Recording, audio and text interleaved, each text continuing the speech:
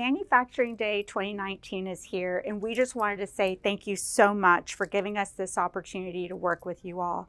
Over the last 16 years, many of us have been able to grow and learn on how to differentiate manufacturing companies online, and we're grateful for all you allow us to do.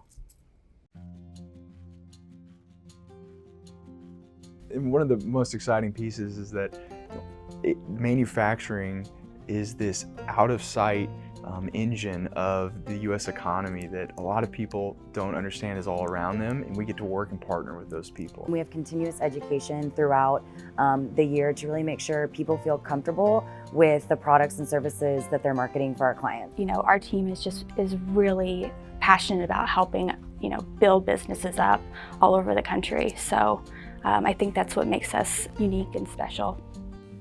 Why wouldn't I like working with manufacturers?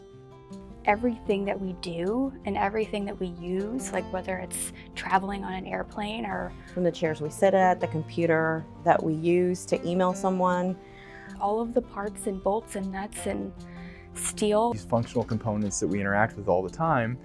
It's all started in a manufacturing facility.